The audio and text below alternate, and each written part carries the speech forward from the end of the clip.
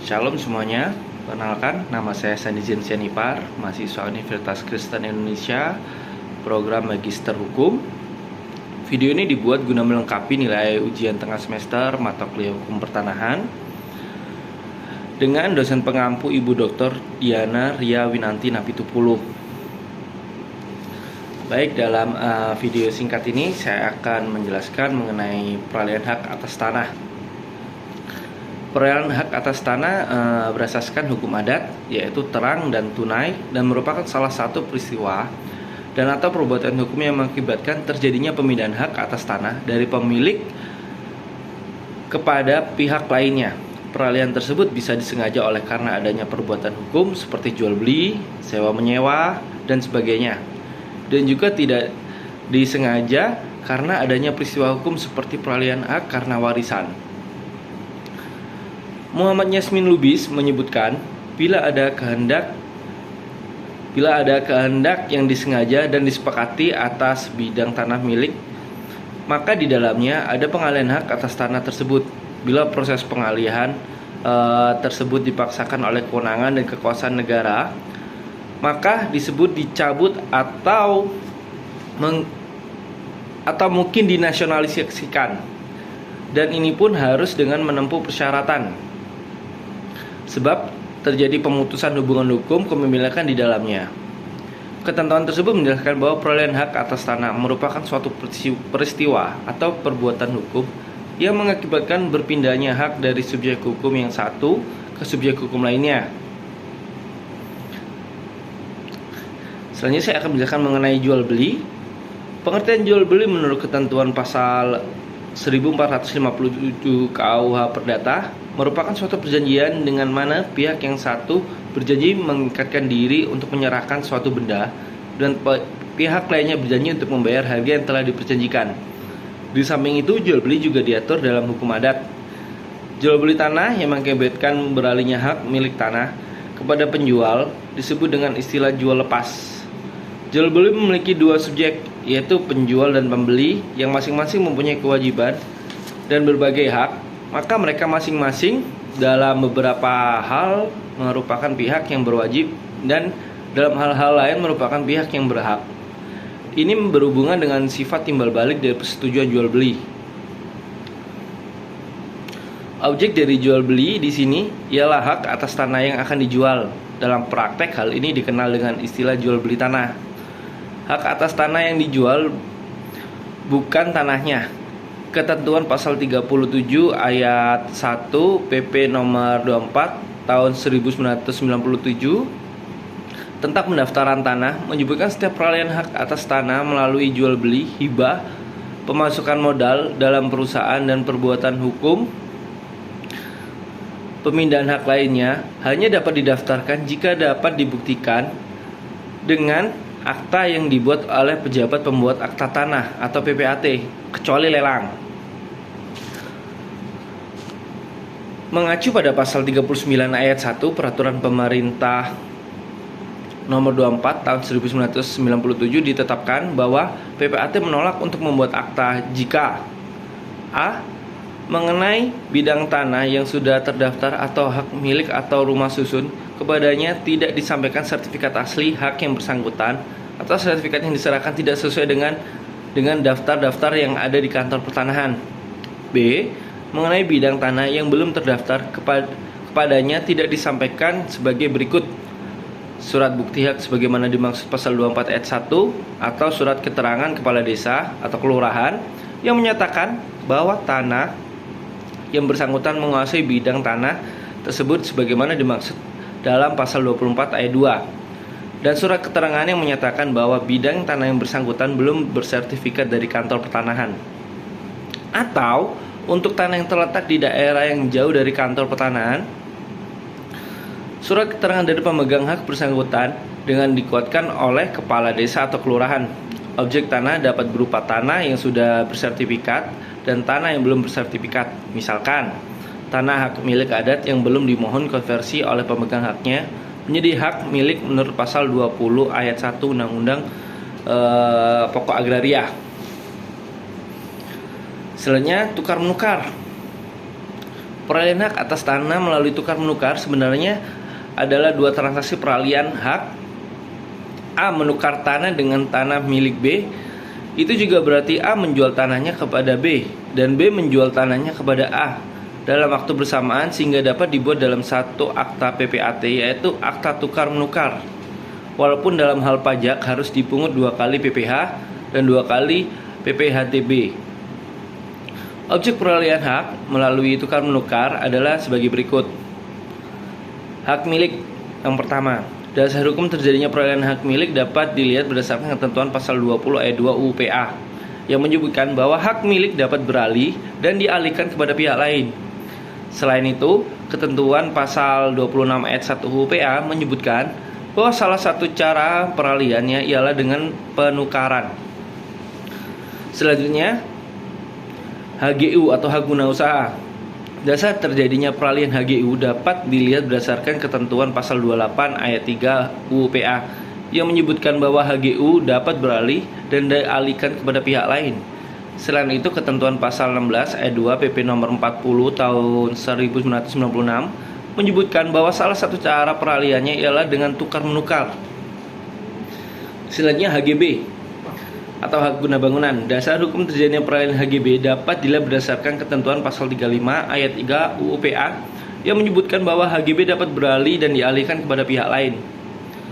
Yang terakhir, hak pakai. Dasar hukum terjadinya peralihan hak pakai diatur dalam pasal 43 Undang-Undang Pokok Agraria. Ketentuan tersebut menyebutkan bahwa sepanjang mengenai tanah yang dikuasai langsung oleh negara, maka hak pakai hanya dapat dialihkan kepada pihak lain dengan izin pejabat yang berwenang. Hak pakai atas tanah milik hanya bisa dialihkan kepada pihak lain jika hal itu dimungkinkan dalam perjanjian yang bersangkutan. Sementara di ketentuan pasal 54 Peraturan Pemerintah Nomor 40 Tahun 1996 menjelaskan bahwa hak pakai yang diberikan atas tanah negara untuk jangka waktu tertentu dan hak pakai atas tanah hak pengelolaan dapat beralih dan dialihkan kepada pihak lain. Selain itu, hak pakai atas tanah, hak milik, hanya dapat dialihkan apabila hak tersebut dimungkinkan dalam perjanjian pemberian hak pakai atas tanah hak milik yang bersangkutan. Salah satu beralihnya hak pakai adalah dengan tukar menukar. Pada dasarnya, tukar menukar merupakan sebuah perjanjian sama halnya seperti jual beli. Melakukan sebuah perjanjian tukar menukar yang sah, maka harus dipenuhi syarat-syarat sahnya perjanjian disebutkan dalam ketentuan pasal 1320 KUH Perdata. Adapun syarat sahnya perjanjian menurut ketentuan pasal tersebut adalah sebagai berikut. Yang pertama, kesepakatan mereka yang mengingatkan dirinya. Yang kedua, kapan untuk membuat suatu perikatan. Yang ketiga, suatu hal tertentu. Yang keempat, suatu sebab yang halal. Selanjutnya, dalam hal tukar menukar yang objeknya hak atas tanah, baik yang berada dalam satu wilayah kabupaten atau kota maupun antar wilayah kabupaten atau kota, sebagai syarat formalnya harus dibuat dengan akta otentik yang dibuat oleh PPAT. Semua akta yang merupakan kewenangan PPAT untuk membuatnya adalah akta otentik, termasuk di sini adalah akta tukar menukar. Walaupun PP nomor 37 tahun 1998 yang telah diperbarui dengan PP nomor 24 tahun 2016 telah mempunyai keberlakuan secara filosofis, yuridis, dan sosiologis. Praktek tukar menukar hak atas tanah berbeda wilayah atau kota dan kabupaten tidak dapat terlaksana dengan alasan akta tukar menukar hak atas tanah yang tanahnya terletak antar wilayah belum dapat dilaksanakan mengingat PP nomor 37 tahun 1998 yang telah diperbarui dengan PP nomor 24 tahun 2016 belum ada peraturan mengenai petunjuk pelaksanaannya dan petunjuk teknisnya. Kepadanya disarankan transaksi tersebut menggunakan perjanjian jual beli, sehingga peralihan hak atas tanah melalui tukar menukar tanah antar wilayah tidak dapat dilaksanakan dan penyelesaiannya oleh Badan Pertanahan Nasional diarahkan dengan proses jual beli, sehingga efektivitas berlakunya kewenangan pejabat pembuat akta tanah yang diatur dengan PP nomor 37 tahun 98 yang diperbarui dengan PP nomor 24 tahun 2016 tidak terlaksana karena faktor kurang koordinasinya para pelaksana peraturan perundang-undangan dan juga pengaruh sistem kerja dari PPAT serta kantor pertanahan, terutama disebabkan dari nilai ekonomi yang didapat dari perjanjian tukar menukar hak atas tanah dibandingkan dengan perjanjian jual beli. Persyaratan pendaftaran tanah atau pemeliharaan data peralihan hak tukar menukar adalah: 1. Sertifikat asli yang sudah dicek dengan buku tanahnya. 2. Akta tukar menukar dari PPAT. 3. Izin pemindahan hak apabila dalam sertifikat atau keputusan yang dicantumkan tanda menyatakan bahwa hak tersebut hanya boleh dicantumkan tanda yang menyatakan bahwa hak tersebut hanya boleh dipindahtangankan jika telah diperoleh izin dari instansi yang berwenang. Fotokopi SPPT dan PBB 10 tahun ke belakang yang telah dicocokkan dengan aslinya oleh petugas loket. Penyerahan bukti SSB dan bukti bayar uang pemasukan. Penyerahan bukti SSB dan bukti SSP atau PPH atau perolehan tanah lebih dari 60 juta rupiah. Identitas diri kedua pemilik tanah, luas, letak, dan penggunaan tanah yang dimohon, pernyataan tanah tidak sengketa, dan pernyataan tanah dikuasai secara fisik. Selanjutnya hibah. Hibah dalam arti pemberian juga bermakna bahwa pihak penghibah bersedia melepaskan haknya atas benda yang dihibahkan dikaitkan dengan suatu perbuatan hukum. Hibah termasuk dalam satu bentuk pemindahan hak milik. Pihak penghibah dengan sukarela memberikan hak miliknya kepada pihak penerima hibah tanpa ada kewajiban dari penerima untuk mengembalikan harta tersebut kepada pihak pemilik pertama. Dalam konteks ini, hibah sangat berbeda dengan pinjaman yang mesti dipulangkan kepada pemilik semula. Dengan terjadinya akad hibah, maka pemilik sekarang dipandang sudah mempunyai hak penuh atas harta itu sebagai hak miliknya sendiri. Berdasarkan pasal 1666 ayat 1 KUH Perdata menyebutkan, hibah adalah suatu perjanjian dengan mana si penghibah di waktu hidupnya dengan cuma-cuma dan dengan tidak ditarik kembali menyerahkan suatu benda guna keperluan si penerima hibah yang menerima penyerahan itu. Jadi pengertian pasal 1666 KUH Perdata dinamakan pemberian atau hibah merupakan suatu perjanjian di mana pihak yang satu menyanggupi dengan cuma-cuma secara mutlak memberikan suatu benda kepada pihak lainnya, pihak mana menerima pemberian itu. Agar dapat dikatakan tentang suatu pemberian, perbuatan itu harus bertujuan memberikan suatu hadiah belaka. Jadi tidak boleh ada suatu keharusan atau perikatan meskipun hanya berupa janji dengan sendirinya saja. Perkataan pemberian dalam pasal 1666 KUH Perdata dipakai dalam arti kata yang sempit karena hanya perbuatan-perbuatan yang memenuhi syarat-syarat yang disebutkan di situ dinamakan pemberian. Hal-hal yang diatur dalam perjanjian hibah ialah yang pertama objek. Menurut ketentuan, objek terdapat dalam 1667 KUH Perdata yang berbunyi hibah hanyalah dapat mengenai benda-benda yang sudah ada. Jika hibah itu meliputi benda-benda yang baru atau akan di kemudian hari, maka sekedar mengenai itu hibahnya batal. Dari ketentuan yang terdapat dalam pasal di atas, maka dapat diketahui bahwa perjanjian hibah ialah benda yang sudah ada, baik berupa benda bergerak maupun benda tidak bergerak. Larangannya, hal yang tidak boleh dilakukan penghibah ialah sebagai berikut. Dalam pasal 1668 KUH Perdata menyebutkan si penghibah tidak boleh memperjanjikan bahwa ia tetap berkuasa untuk menjual atau memberikan kepada orang lain suatu benda yang termasuk dalam hibah. Selanjutnya pasal 1670 KUH Perdata menyebutkan suatu hibah adalah batal jika dibuat dengan syarat bahwa si penerima hibah akan melunasi utang-utang atau beban-beban lain. Selanjutnya dalam 1678 KUH Perdata menyebutkan dilarang atau adalah menghibah antara suami istri selama perkawinan. Selanjutnya dalam pasal 1684 KUH Perdata pengibahan yang diberikan kepada seorang perempuan kepada bersuami tidak dapat diterima selain menurut ketentuan dari bab 5 KUH Perdata buku 1. Berdasarkan pasal 1682 KUH Perdata menyebutkan tiada suatu hibah kecuali yang disebutkan dalam pasal 1687 dapat atas ancaman batal dilakukan selainnya dengan suatu akta notaris yang aslinya disimpan oleh notaris itu. Berdasarkan pasal 1683 KUH Perdata menyebutkan tiada suatu hibah mengikat si penghibah atau menerbitkan suatu akibat yang bagaimanapun selain mulai dari penghibahan itu dengan kata-kata yang tegas telah diterima oleh si penerima hibah atau akan diberikan kepadanya di kemudian hari. Hal-hal yang membatalkan akta hibah telah dijelaskan dalam pasal 1688 KUH Perdata. Suatu hibah tidak dapat ditarik kembali maupun dihapuskan karenanya melainkan dalam hal-hal berikut karena tidak dipenuhi syarat-syarat dengan mana penghibahan telah dilakukan. Jika si penerima hibah telah bersalah melakukan atau membantu melakukan kejahatan yang mengambil jiwa si penghibah. Selanjutnya, jika ia menolak memberikan tunjangan nafkah kepada si penghibah. Selanjutnya, hibah kepada non ahli waris diatur batas jumlah harta, benda, barang yang dapat dihibahkan. Selanjutnya, inbreng atau pemasukan modal dalam perusahaan. Inbreng dalam istilah dari bahasa Belanda yang berarti penyetoran modal yang dilakukan tidak dalam bentuk uang tunai melainkan dalam bentuk barang ataupun harta.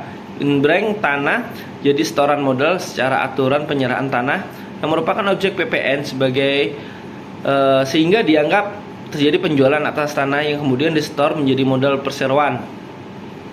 Proses penyertaan aset non tunai ini disebut dengan inbreng yang bisa berupa tanah dan bangunan maupun hak milik atas satuan rumah susun, hak guna bangunan, hak milik juga. Proses penyertaan atas modal dalam bentuk non tunai atau disebut sebagai inbreng ini tentu saja harus memperhatikan beberapa hal dari segi peraturan termasuk untuk keperluan perpajakan. Pada dasarnya proses perpajakan ini dilakukan sama halnya dengan mekanisme jual beli seperti biasanya, sehingga bisa disimpulkan bahwa pajak penghasilan atas tanah yang disertakan sebagai modal ini di mata perpajakan ialah karena pemilik tanah akan bisa mendapatkan saham yang nilainya sama dengan nilai tanah yang ia serahkan. Selanjutnya, pembagian hak bersama. Pembagian hak bersama bisa karena untuk membagi hak bersama karena waris atau dalam akta pemisahan dan pembagian waris mereka dapat bersepakat untuk melakukan pembagian sebidang tanah tertentu hanya dibagikan kepada salah seorang ahli waris, misalnya B yang memperoleh tanah tersebut atau tanah tersebut dibagikan kepada dua orang ahli waris dengan menyebutkan secara tegas bagiannya masing-masing. Ahli waris atau para ahli waris yang memperoleh hak atas tanah tersebut bukan berasal dari para ahli waris lainnya, akan tetapi langsung dari pewaris. Demikian sebagaimana dinyatakan dalam pasal 1083 KUH Perdata. Perolehan tersebut bukan terjadi mulai saat dibuatnya akta tersebut, tetapi terjadi terhitung sejak meninggalnya pewaris.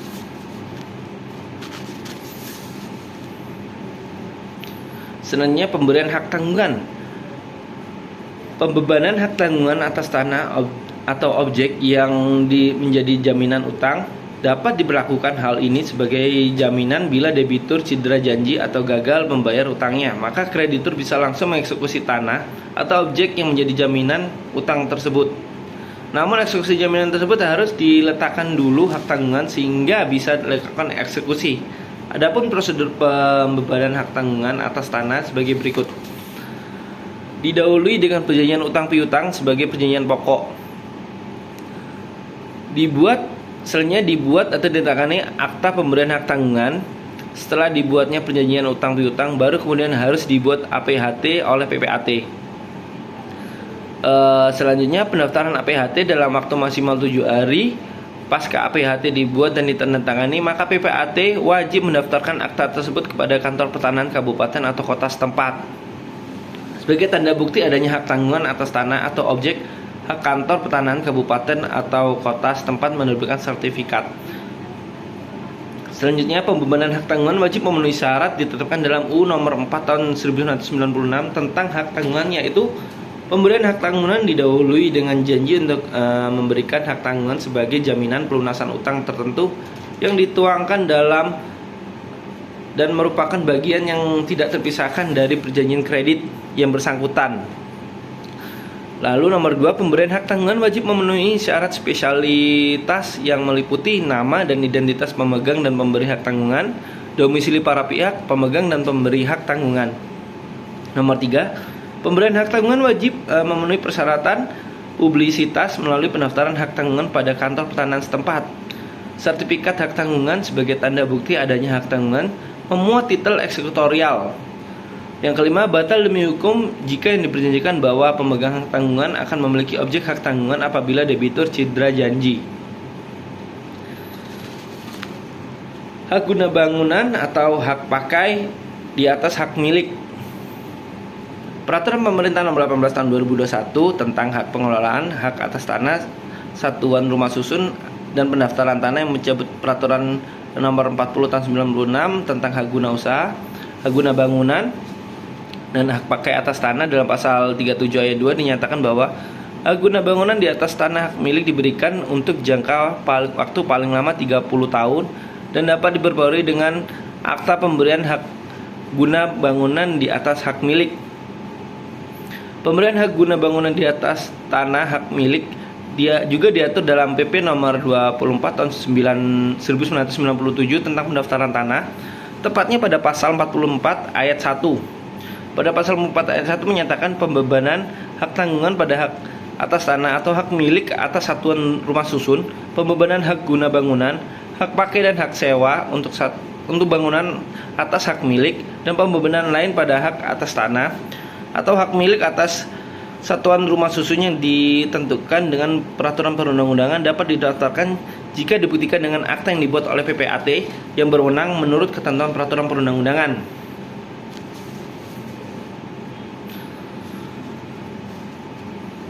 Selanjutnya, dasar daripada dimulaikan HGB di atas hak milik ialah akta sewa. Yang pertama, akta sewa menyewa. Akta ini memuat pasal yang pada intinya menjelaskan bahwa penyewa boleh memohon HGB seluas yang disewakan dengan masa yang tidak melebihi batas habis waktu sewanya. Yang kedua, akta kuasa. Dalam akta ini terdapat klausul yang menjelaskan kuasa dari pemegang tanah untuk memohon sertifikat hak miliknya diproses guna pemberian HGB. Yang ketiga, akta pemberian hak guna bangunan. Yang keempat, perjanjian sewa menyewa diatur dalam pasal 1548 sampai dengan 1600 KUH Perdata. Selanjutnya, waris. Jika waris seorang meninggal, maka segala hak kewajiban beralih kepada ahli waris. Jadi di sini timbul kepemilikan bersama para ahli warisnya terhadap harta kekayaan yang ditinggalkan pewaris, termasuk pemilik bersama atas tanah yang ditinggalkan pewaris. Pada pasal 20 ayat 2 Undang-Undang Nomor 5 Tahun 60 tentang pokok agraria menyatakan hak milik atas tanah yang dapat beralih dialihkan kepada pihak jika penerima waris terdiri dari satu orang. Pendaftaran peralihan hak tersebut dilakukan kepada orang tersebut berdasarkan surat tanda bukti sebagai ahli waris.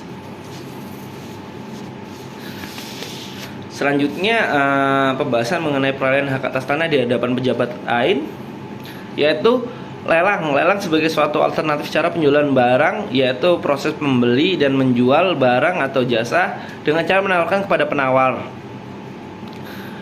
menawarkan tawaran harga lebih tinggi dan kemudian menjual barang kepada penawar tertinggi. Dalam teori ekonomi, lelang mengacu pada beberapa mekanisme perdagangan dari pasar modal. Pelaksana lelang adalah kantor pelayanan kekayaan negara dan lelang atau biasa kita sebut KPKNL.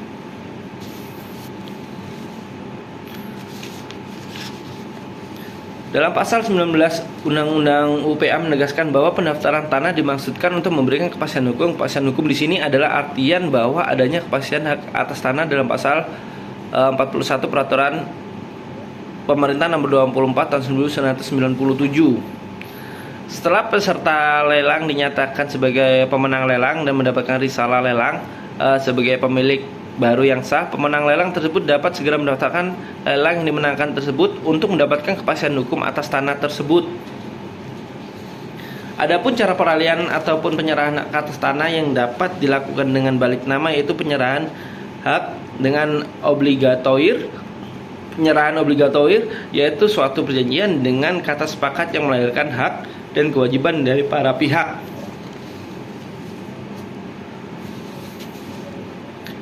Selanjutnya, wakaf diatur dalam bentuk undang-undang pada 27 Oktober tahun 2004, yaitu dengan disahkannya Undang-Undang Nomor 41 tahun 2004 tentang wakaf.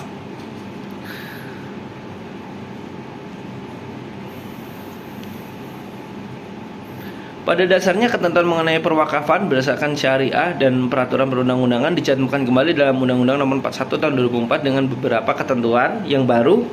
Dikemuka pula dengan berlakunya Undang-Undang Nomor 41 tahun 2004 tersebut, semua peraturan perundangan yang mengatur mengenai perwakafan masih tetap berlaku sepanjang tidak bertentangan dan atau belum terganti dengan peraturan yang baru berdasarkan Undang-Undang Nomor 41 tahun 2004.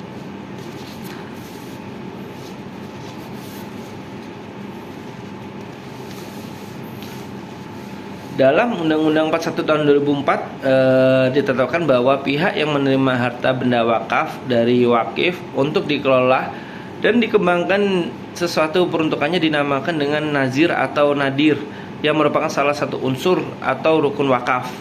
Di samping wakif, harta benda wakaf, ikrar wakaf, peruntukan harta benda wakaf, dan juga waktu wakaf. Menurut ketentuan pasal 9 Undang-Undang Nomor 41 tahun 2004, bahwa nazir bisa perseorangan, organisasi, atau badan hukum. Apabila nazir perseorangan harus memenuhi persyaratan warga negara Indonesia, beragama Islam, dewasa, amanah, mampu secara jasmani dan rohani, dan tidak terhalang melakukan perbuatan hukum, serta bertempat tinggal di kecamatan atau tempat benda wakaf berada. Pembinaan terhadap nazir dimaksud wajib dilakukan sekurang-kurangnya sekali dalam setahun, dengan tujuan untuk meningkatkan etika dan moralitas dalam mengelola wakaf, serta untuk peningkatan profesionalisme pengelolaan dana wakaf. Pengawasan aktif dilakukan dengan melakukan pemeriksaan langsung terhadap nazir atas pengelolaan wakaf sekurang-kurangnya sekali dalam setahun. Sekian penjelasan saya mengenai materi hukum pertanahan. Sekira kurang-kurangnya saya mohon maaf. Terima kasih. Shalom.